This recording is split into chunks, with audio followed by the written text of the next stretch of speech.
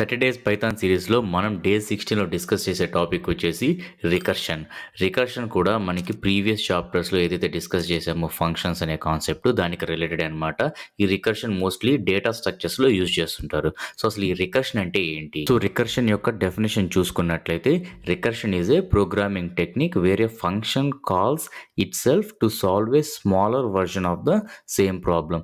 So మనం ఎప్పుడైతే ఒక ఫంక్షన్ని డిఫైన్ చేస్తామో ఆ డిఫైన్ చేసినప్పుడు ఆ ఫంక్షన్లో మనం ఏదైతే డిఫైన్ చేసామో ఆ ఫంక్షన్నే మళ్ళీ కాల్ చేస్తామన్నమాట. ఎందుకు అనంటే it simplifies A complex problems. So ఎప్పుడైతే మనకు ఒక కాంప్లెక్స్ ప్రాబ్లమ్స్ ఉంటాయో ఆ కాంప్లెక్స్ ప్రాబ్లమ్స్ ఏం చేస్తుంది, స్మాలర్గా బ్రేక్ చేసి, అంటే స్మాలర్ ప్రాబ్లమ్స్గా బ్రేక్ చేసి ఆ స్మాలర్ ప్రాబ్లమ్స్ని సాల్వ్ చేసుకుంటూ ఆ కాంప్లెక్స్ ప్రాబ్లం అనేది మనకి రిజాల్వ్ అవుతుంది అనమాట. ఓకేనా? సో ఫర్ ఎగ్జాంపుల్ ఇక్కడ మనం చూసుకున్నట్లయితే ఇక్కడ మనం ఒక ఎగ్జాంపుల్గా తీసుకున్నప్పుడు మనకు హోల్ పిజ్జా తినడం అనేది చాలా కష్టం. సో అప్పుడు మనం ఏం చేస్తాము, ఆ హోల్ పిజ్జా అనేది మనం ఒక స్మాలర్ స్లైసెస్గా డివైడ్ చేస్తాం. ఓకే, అంతే కదా. సో ఆ స్మాలర్ స్లైసెస్గా డివైడ్ చేసి ఈచ్ స్లైస్ తింటూ మనం హోల్ పిజ్జాని అయితే కంప్లీట్ చేయగలుగుతాం అనమాట. సో అలాగే ఈ రికర్షన్ని యూజ్ చేసినప్పుడు ఏమవుతుందంటే మనకి ఎప్పుడైతే ఒక బిగ్ ప్రాబ్లం ఉంటుందో ఆ బిగ్ ప్రాబ్లంకి సంబంధించిన ఒక టాస్క్ అనేది, ఒక మెథడ్ అనేది క్రియేట్ చేస్తామన్నమాట. సో ఆ మెథడ్ క్రియేట్ చేసి ఆ మెథడ్లోనే మళ్ళీ మనం ఆ మెథడ్ని కాల్ చేసి ఆ బిగ్ ప్రాబ్లం అనేది మనకి స్మాలర్ వర్షన్స్గా డివైడ్ చేసి ఆ ఈచ్ స్మాలర్ వర్షన్ అంటే సబ్ టాస్క్ లాగా క్రియేట్ చేసి దాన్ని రిజాల్వ్ చేసుకుంటూ మనకి మెయిన్ బిగ్ టాస్క్ అయితే ఏదైతే ఉంటుందో దాన్ని రిజాల్వ్ చేస్తుంది అనమాట. సో ఈ కాన్సెప్ట్ మనం డైరెక్ట్గా కోడింగ్లో అయితే అప్లై చేసేద్దాం. So let's get started. Hi, hello, this is Teja. Welcome to bus to learnings. Concept కోసం కొత్త ఫైల్ అయితే క్రియేట్ చేసాము. సో ఈ ఫైల్లో బేసిక్ ఫంక్షన్ని క్రియేట్ చేద్దాం. సో ఆ బేసిక్ ఫంక్షన్ యొక్క నేమ్ వచ్చేసి కౌంట్ డౌన్ అని పెడదాం. ఓకే, దీనికి ఒక పారామీటర్ అయితే మనం ఇద్దాం. సో జస్ట్ ఎన్ అనమాట. అంటే ఈ ఎన్ అనేది జస్ట్ ఒక ఇంటీజర్ని యాక్సెప్ట్ చేయాలి. సో ఇక్కడ మనం ఒక నెంబర్ అయితే ఇస్తాం. ఈ ఫంక్షన్ని కాల్ చేసినప్పుడు మనం ఇక్కడ ఒక నెంబర్ అయితే ఇద్దాం. ఓకే, సో ఆ నెంబర్ని బట్టి మనం టాస్క్ అనేది చేయాలి. సో ఇక్కడ టాస్క్ ఏంటంటే బేసిక్గా కౌంట్ డౌన్ స్టార్ట్ చేయడం. లెట్స్ సే నేను ఈ ఫంక్షన్ అంటే ఈ ఫంక్షన్ని కాల్ చేసినప్పుడు మనం ఈ ఎన్ అనే పారామీటర్కి ఆర్గ్యుమెంట్గా ఫర్ ఎగ్జాంపుల్ ఒక 10 నెంబర్ పాస్ చేస్తాను, అంటే 10. ఓకే, సో అది కౌంట్ డౌన్ స్టార్ట్ చేయాలన్నమాట. అంటే 10, 9, 8, 7 అలా అంటిల్ 0 వచ్చేదాకా. సో ఎప్పుడైతే 0 రీచ్ అవుతుందో అక్కడ టైమర్ స్టాప్డ్ అని ప్రింట్ అవ్వాలి. ఓకేనా? సో అలా మనం ఈ ఫంక్షన్ని రికర్షన్ వేలో ఇంప్లిమెంట్ చేద్దాం. సో ఇప్పుడు మనం ఏం చేస్తామని అంటే బేసిక్గా అంటే ఎన్ ఎప్పుడైతే 0 అవుతుందో అప్పుడు మనం ఏం ప్రింట్ చేయాలి, టైమర్ స్టాప్డ్ అని ప్రింట్ చేయాలి. Okay, so if n equal to 0 ఏం చేస్తాం, ప్రింట్ కమాండ్ రాస్తామన్నమాట. ఓకే, ఇంతవరకు బాగానే ఉంది. సో ఇక్కడ ఎల్స్లో ఏం చేస్తాము అని అంటే మనం ఏదైతే ఫంక్షన్ని ఇప్పుడు మనం ఇంప్లిమెంట్ చేసామో కౌంట్ డౌన్ అనే ఫంక్షన్ని, అదే ఫంక్షన్ని మనం ఇక్కడ మళ్ళీ కాల్ చేస్తామన్నమాట. So count down. సో ఇక్కడ మనం ఏం చేస్తాము, ప్రతి ఇటరేషన్లో మనం ఇక్కడ n-1 ఎందుకు కౌంట్ డౌన్ కదా, అంటే 10 అని ఇచ్చినప్పుడు మనం ఆర్గ్యుమెంట్లో 10 నుంచి 1 దాకా -1 చేసుకుంటూ పోవాలి. సో అందుకని మనం ఏం చేస్తామనంటే ప్రతిసారి అది ఈ ఎల్ స్టేట్మెంట్కి వచ్చాక n-1 అవ్వాలన్నమాట. సో దట్ అది ఏదో ఒక స్టేజ్లో 0 అవుతుంది. అప్పుడు ఆ 0 అయినప్పుడు మనకి ఈ ప్రింట్ కమాండ్ అయితే వర్క్ అవుతుంది. ఓకే, సో ఇలా మనం ఆ ఫంక్షన్ని మళ్ళీ అదే ఫంక్షన్లో కాల్ చేస్తున్నాం అనమాట. ఓకే, సో ఇక్కడ మనం ఏం చేస్తాము అంటే లెట్స్ సే ఇక్కడ మనం ఒక ప్రింట్ కమాండ్ ఇద్దాం. సో ఇప్పుడు మనం ఈ ఫంక్షన్ని కాల్ చేద్దాం. కౌంట్ డౌన్ అండ్ ఆర్గ్యుమెంట్గా మనం 10 అని ఇద్దాం. ఓకే, సో ఇప్పుడు మనం ఫంక్షన్ని రన్ చేసినట్లయితే 10, 9, 8, 7, 6, 5, 4, 3, 2, 1 అండ్ ఎప్పుడైతే 0 అయిందో టైమర్ స్టాప్డ్ అని వర్క్ అయిందనమాట. సో టైమర్ స్టాప్డ్ అని ప్రింట్ అయిందనమాట. సో ఇక్కడ ఏమవుతుందనంటే, సో మనం ఒక స్టెప్ బై స్టెప్ ఇక్కడ డిస్కస్ చేద్దాం. సో ఇక్కడ మనం ఫస్ట్ ఒక కండిషన్ అనేది అయితే పెట్టామన్నమాట. ఏం కండిషన్? n ఈక్వల్ టు 0 అయితే ప్రింట్ టైమర్ స్టాప్డ్ అని ప్రింట్ అవ్వాలి. ఓకే. అండ్ n కానీ 0 అవ్వకపోతే అది ఎల్స్ కండిషన్లోకి వెళ్ళి ఏం చేస్తుంది, మళ్ళీ అదే ఫంక్షన్ని కాల్ చేస్తుంది అనమాట. సో ఇక్కడ మనం అదే ఫంక్షన్ కౌంట్ డౌన్ n-1 అని రాసాం. సో ఇక్కడ నేను ఎప్పుడైతే 10 అని ఆర్గ్యుమెంట్ పాస్ చేశానో, సో అది లైన్ నెంబర్ 6కి వచ్చాక ఏమవుతుంది, కౌంట్ డౌన్ ఆఫ్ 10-1 అంటే 10-1 ఎంత, 9 అవుతుంది. సో కౌంట్ డౌన్ 9 అంటే ఆ ఫంక్షన్ అదే కాల్ చేసుకుంది అనమాట, count down with argument of 9. ప్రీవియస్గా నేను ఇక్కడ లైన్ నెంబర్ 8లో ఆర్గ్యుమెంట్గా 10 పాస్ చేశాను. బట్ ఇక్కడ లైన్ నెంబర్ 6కి వచ్చేసరికి ఆ 10 కాస్త 10-1 9 అయింది. అండ్ 10-1 కౌంట్ డౌన్ ఆఫ్ 9 అనమాట. సో మళ్ళీ అది ఇక్కడ లైన్ నెంబర్ 1కి వెళ్తుంది. సో అప్పుడు కౌంట్ డౌన్ ఆఫ్ 9.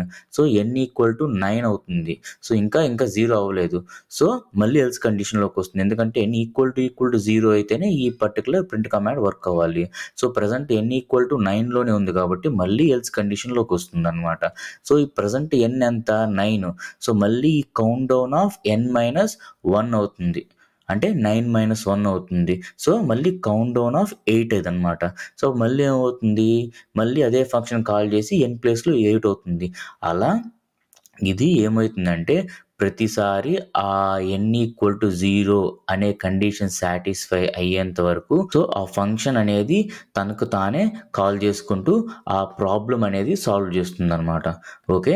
సో అలా మనకి ఇక్కడ ఏమవుతుంది, టైమర్ స్టాప్డ్ అనేంత వరకు మనకు ప్రింట్ అయింది. అదే లెట్సే నేను ఇక్కడ ఈ కండిషన్ పెట్టలేదు, అంటే n ఈక్వల్ టు 0 అని పెట్టలేదు. జస్ట్ నేనేం చేస్తున్నాను అంటే సో ఆ పర్టికులర్ మెథడ్ని మాత్రమే కాల్ చేస్తున్నాను. అప్పుడు మనకి చూద్దాం ఏమవుతుందో. ఇక్కడ ఏమవుతుంది, recursion error, maximum recursion depth exceeded. ఓకేనా. సో రికర్షన్ అనేది ఐడెంటిఫై చేసింది అనమాట. అంటే ఈ ఫంక్షన్లోనే మళ్ళీ ఇంకో ఫంక్షన్ కాల్ అవుతూనే ఉంది.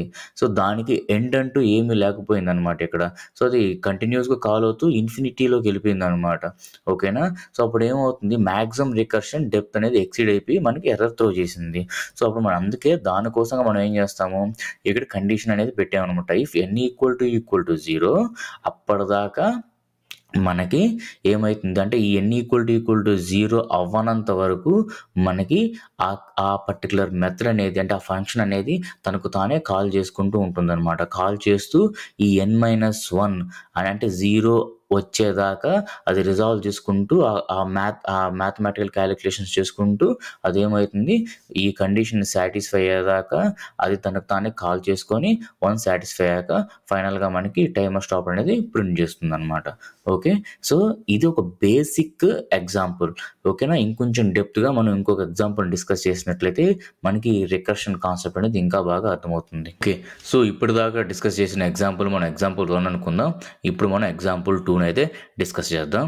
సో డైరెక్ట్గా కోడింగ్లో కాకుండా మనం ఒకసారి ఈ ఎగ్జాంపుల్ 2 అనేది మనం ఎలా వర్క్ అవుతుంది అనేది మనం బ్రీఫ్గా డిస్కస్ చేద్దాం. సో దట్ మనకి ఈ కోడింగ్ కాన్సెప్ట్ అనేది ఇంకా ఈజీగా అర్థమవుతుంది. సో అందరికీ తెలుసు ఫ్యాక్టోరియల్ యొక్క కాన్సెప్ట్. సో ఫ్యాక్టోరియల్ అనేది ఎలా వర్క్ అవుతుంది, n ఫ్యాక్టోరియల్ అంటే ఏంటి, n into n-1 into n-2 into n-3 అలా మనకి అంటిల్ 1 అనే వచ్చేదాకా అంటే 1 రీచ్ అయ్యేదాకా మనం ఆ ఫ్యాక్టోరియల్ అనేది కంటిన్యూ చేస్తూ ఉంటాం అన్నమాట. ఫర్ ఎగ్జాంపుల్ 5 ఫ్యాక్టోరియల్ అంటే 5 into 4 into 3 into 2 into 1. So అవన్నీ వచ్చాయి అంటే వన్స్ 1 రీచ్ అయ్యాక మనం ఏం చేస్తాం, ఆ వాల్యూస్ అన్ని మల్టిప్లై చేసి ఫ్యాక్టోరియల్ రిజల్ట్ కింద కన్సిడర్ చేస్తాం అనమాట. సో దాన్ని మనం ఇప్పుడు ఈ పైథాన్లో రికర్షన్ మెథడ్ యూజ్ చేసి మనం ఆ ఫ్యాక్టోరియల్ అనే కాన్సెప్ట్ని ఇంప్లిమెంట్ చేస్తున్నాం. సో ఇక్కడ మనం చూసుకున్నట్లయితే ఇది ఫ్యాక్టోరియల్ యొక్క మెథడ్ అనమాట. సో ఇందులో మనం ఏం చేస్తున్నాం, రికర్షన్ యూజ్ చేసి ఫ్యాక్టోరియల్ కాన్సెప్ట్ని ఇంప్లిమెంట్ చేసాం. సో ఇక్కడ రికర్షన్ మెథడ్ ఎక్కడ ఉంది, ఎల్స్ కండిషన్లో ఉందన్నమాట. సో ప్రజెంట్‌కి మనం ఈ ఇఫ్ కండిషన్‌లో ఏదైతే ఉందో దాన్ని పక్కన పెట్టేద్దాం. సో, ఎల్స్ కండిషన్‌లో ఏదైతే ఉందో ఈ రిటర్న్ స్టేట్మెంట్‌లో దాన్ని మనం అబ్జర్వ్ చేసినట్లయితే n into factorial of n-1 అంటే ఇది ఎలా ఉంది, ఇది ఫ్యాక్టోరియల్ యొక్క బేసిక్ ఫార్ములా కింద కన్సిడర్ చేయొచ్చు. అంటే ఫ్యాక్టోరియల్ యొక్క ఫార్ములా ఏంటి, n into n-1 into n-2 and so on మనకి 1 దాకా వెళ్తుందనమాట.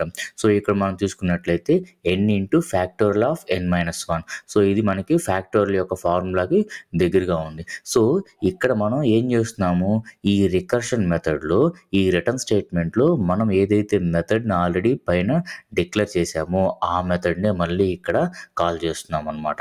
బట్ ఏం చేస్తున్నాము, ప్రతి ఒక్క ఇటరేషన్‌లో మనం ఇక్కడ n-1 చేస్తున్నాం. మనం ఏదైతే ఈ మెథడ్ కాల్ చేసినప్పుడు ఒక n వాల్యూ అనేది ఆర్గ్యుమెంట్‌గా ఇస్తామో ప్రతి ఇటరేషన్‌లో ఆ వాల్యూ అనేది -1గా మనకేమవుతుంది, -1గా అయ్యి ఆ పర్టికులర్ వాల్యూతో ఆ మెథడ్ అనేది మళ్ళీ కాల్ అవుతుందనమాట. సేమ్ మనం ఇందాక చేసినట్లే అది ఆ కౌంట్ డౌన్ మెథడ్ ఎలాగైతే ఇంప్లిమెంట్ చేసామో సేమ్ ఇక్కడ కూడా అదే విధంగా మనం ఇంప్లిమెంట్ చేస్తున్నాం. ఓకే. సో, మనం ఫస్ట్ ఫర్ ఎగ్జాంపుల్ ఇక్కడ n=5 అనేది అయితే ఇచ్చాం. ఓకే. n=5 ఇచ్చాం. సో, అప్పుడు ఏమవుతుంది మనకి ఫస్ట్ ఇఫ్ కండిషన్ చూసుకున్నట్లయితే n=5 అవుతుంది కాబట్టి n=0 కాదు, అలాగే n=1 కూడా కాదు. సో, అక్కడ ఇఫ్ కండిషన్ అనేది సాటిస్ఫై అవ్వలేదు. సో, కాబట్టి మనకి వెంటనే ఎల్స్ కండిషన్‌కి వస్తుందనమాట. సో, ఈ ఎల్స్ కండిషన్‌లో ఏముంది, n into factorial of n-1 అంటే అప్పుడు అదేమవుతుంది 5 ఇంటూ ఫ్యాక్టోరియల్ ఆఫ్ 5-1 అవుతుంది. అంతే కదా. సో, ఇక్కడ 5 అనేది అలాగే ఉంది. సో, 5 ఇంటూ తర్వాత ఏముంది, మళ్ళీ మనకది సేమ్ మెథడ్‌ని మనకి కాల్ చేస్తుందనమాట. బట్ ఇప్పుడు కాల్ చేసేటప్పుడు ఆటోమేటిక్‌గా అక్కడ ఆర్గ్యుమెంట్ వాల్యూ ఏం పాస్ అవుతుంది, 5-1 పాస్ అవుతుంది కదా. సో, అప్పుడు ఏమవుతుంది, అది ఫ్యాక్టోరియల్ ఆఫ్ 4 అవుతుంది. సో, అప్పుడు మళ్ళీ ఫ్యాక్టోరియల్ ఆఫ్ 4 అయినప్పుడు ఫస్ట్ ఇఫ్ కండిషన్‌లోకి వెళ్తుంది. సో, n=0 కాదు, 1 కాదు. సో, నాట్ సాటిస్ఫైడ్ ఎల్స్ కండిషన్‌లోకి వస్తుంది. అప్పుడు ఏమైతుంది, అది 4 ఇంటూ అంటే ప్రజెంట్ n వాల్యూ ఎంత ఉంది, 4 ఉంది. అంతే కదా. సో, 4 ఇంటూ ఫ్యాక్టోరియల్ ఆఫ్ ఏమైతుంది 4-1 అవుతుంది. ఓకే. తర్వాత 4-1 ఏమైంది, 3 అయిందనమాట. సో, మళ్ళీ మనకి ఆర్గ్యుమెంట్ వాల్యూ 3తో ఆ సేమ్ మెథడ్ కాల్ అవుతుంది. అంటే ఫ్యాక్టోరియల్ ఆఫ్ 3 కాల్ అవుతుంది. ఓకేనా. సో, ఫ్యాక్టోరియల్ ఆఫ్ 3 కాల్ అయినప్పుడు n=0 కాదు, n=1 కాదు. ప్రెజెంట్ 3 కాబట్టి. So, if condition not satisfied మళ్ళీ ఎల్స్ కండిషన్‌లోకి వెళ్తుంది.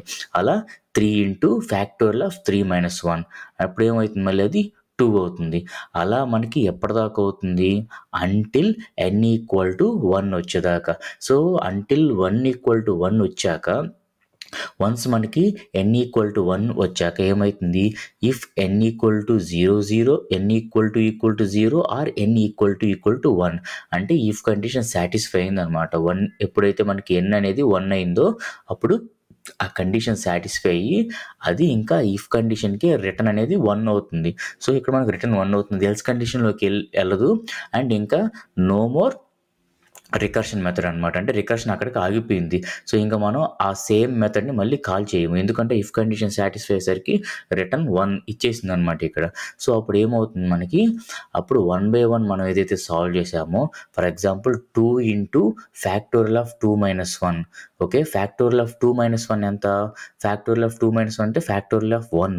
ఫ్యాక్టోరియల్ ఆఫ్ 1 అంటే n=1. సో, ఎప్పుడైతే n=1 రీచ్ అయిందో రిటర్న్ 1. సో, ఇక్కడ మనకి ఏమవుతుంది 2 ఇంటూ 1 అవుతుంది. తర్వాత ఫ్యాక్టోరియల్ ఆఫ్ 3-1 అంటే 2 ఇంటూ 1 కాబట్టి 3 ఇంటూ 2 ఇంటూ 1. సో, ఫైనల్‌గా మనకి ఏమవుతుంది 5 ఇంటూ 4 ఇంటూ 3 ఇంటూ 2 ఇంటూ 1గా మనకి అప్లై అవుతుందనమాట. ఓకేనా. సో, ఇలా అప్లై అయ్యి మనకి ఫైనల్‌గా ఏమవుతుంది, ఆ రిజల్ట్ అనేది వస్తుంది. ఓకే. సో, ఇలా మనకి ఈ ఫ్యాక్టోరియల్ అనేది ఎగ్జాంపుల్‌గా తీసుకున్నట్లయితే అందులో మనం ఈ రికర్షన్ మెథడ్ యూజ్ చేసి ఆ ఫ్యాక్టోరియల్‌ని మనకి అవుట్‌పుట్‌గా ఎలా ఇవ్వాలో దాన్ని మనం ఈ ఫ్యాక్టోరియల్ మెథడ్ యూజ్ చేసి మనం ఇప్పుడు ఏం చేసాం, రిజాల్వ్ చేసామన్నమాట ఆ ప్రాబ్లమ్‌ని. ఓకే. సో, దీన్ని మనం ఇప్పుడు కోడింగ్‌లో చూద్దాం. ఆ సేమ్ మెథడ్‌ని నేను కాపీ పేస్ట్ చేస్తున్నాను. సో ఇక్కడ ఏం చేస్తున్నాను, సేమ్ ఇందాక మనం ఏదైతే డిస్కస్ చేసామో సేమ్ యాజ్ ఇట్ ఈజ్ ఇక్కడ నేను ఏం చేస్తున్నాను, రిజల్ట్ అనే వేరియబుల్ క్రియేట్ చేసి దానికి నేను ఆ ఫంక్షన్ అయితే కాల్ చేశాను అనమాట. అదేం చేశాను, సో అంటే మన ఫంక్షన్ ఆబ్వియస్లీ కాల్ చేయాలి కదా. సో ఆ కాల్ చేసేటప్పుడు నేను ఏం చేశాను, ఆ ఫంక్షన్ యొక్క రిటర్న్ వాల్యూ ఈ రిజల్ట్ అనే వేరియబుల్కి అసైన్ అయ్యేలా చూశాను, ఎందుకంటే మనకి ప్రింట్ కమాండ్ అనేది కావాలన్నమాట. సో అప్పుడు నేను ఏం చేస్తాను, ఫ్యాక్టోరియల్ రిజల్ట్ ఈజ్ అని చెప్పి ఈ రిజల్ట్ ఏదైతే డిక్లేర్ చేసామో ఆ రిజల్ట్ని ప్రింట్ కమాండ్లో పెట్టాం. సో ఇప్పుడు మనం కోడ్ కానీ రన్ చేసినట్లయితే మనకి ఏమైంది, ఫ్యాక్టోరియల్ రిజల్ట్ ఈజ్ 120. సో మనం ఈ 120 అనే రిజల్ట్ ఎలా వచ్చిందో ఇప్పటిదాకా డిస్కస్ చేసామన్నమాట. మీకు ఇన్ కేస్ అది కానీ కన్ఫ్యూజన్ ఉంటే ఇంకొకసారి ఆ కాన్సెప్ట్ని ఇంకొకసారి రివైజ్ చేయండి, సో దట్ మీకు క్లారిటీ వస్తుంది. సో అలా మనం రికర్షన్ మెథడ్ యూస్ చేసి ఒక బిగ్ ప్రాబ్లమ్ని స్మాల్ టాస్క్ కింద మనం ఏం చేసాం, డివైడ్ చేసి ఆ స్మాల్ టాస్క్స్ని సాల్వ్ చేసుకుంటూ ఫైనల్గా మనకి ఆ బిగ్ టాస్క్ అనేది రిజాల్వ్ అయ్యేలాగా మనం చూస్తాం అనమాట. సో ఇక్కడ స్మాల్ టాస్క్ అంటే ఎట్లా అంటే బేసిక్గా ఫ్యాక్టోరియల్ అని అంటే ఏంటి, n into n-1 into n-2 into n-3 అలా మనకి సో ఆన్ మనకి అంటిల్ 1 వచ్చేదాకా మనకు ఆ ఫ్యాక్టోరియల్ అనేది జరుగుతుంది అనమాట. సో ఇక్కడ మనం ఏం చేస్తామంటే n ఇంటూ n-1 దాకే మనం ఆ ఫార్ములా అనేది చేస్తున్నాం అనమాట. సో ఇక్కడ డైరెక్ట్గా మనం n into n-1 for example let's say ఈ ఫ్యాక్టోరియల్ని తీసేద్దాం. సో ఇప్పుడు మనం ఇక్కడ కోడ్ రన్ చేసినట్లయితే ఫ్యాక్టోరియల్ రిజల్ట్ ఈజ్ 20 అని వచ్చింది. బట్ మనకి 5 ఫ్యాక్టోరియల్ అంటే ఎంత రావాలి, 120 రావాలన్నమాట.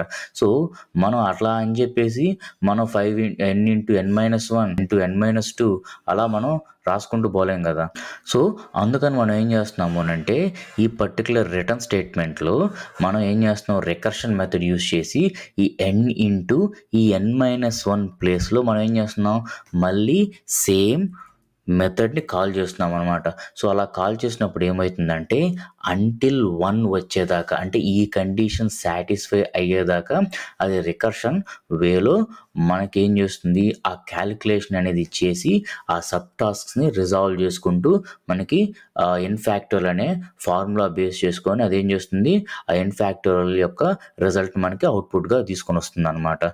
సో అందుకు మనం ఈ రికర్షన్ మెథడ్స్ని యూజ్ చేస్తాం. ఇప్పుడు మనం ఈ 2 ఎగ్జాంపుల్స్ ఏదైతే బేస్ చేసుకొని డిస్కస్ చేసామో ఈ ఎగ్జాంపుల్ త్రూ మనకి రికర్షన్ మెథడ్ అంటే ఏంటి, ఈ రికర్షన్ వేలో మనం మెథడ్స్ని ఇంప్లిమెంట్ చేసినట్లయితే వాటి యొక్క బెనిఫిట్స్ అండ్ రికర్షన్ మెథడ్స్ యొక్క పర్పస్ మీకు క్లారిటీ వచ్చింది అనుకుంటున్నాను.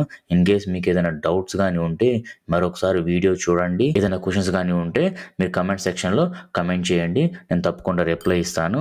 అలాగే మీ ఫ్రెండ్స్ లిస్ట్లో ఎవరైనా పైథాన్ నేర్చుకోవాలనుకుంటే ఈ ఛానల్ని వాళ్ళకి షేర్ చేయండి and please do subscribe. Don't forget to tap on bell icon to get more updates on this channel. See you in next video. Thank you.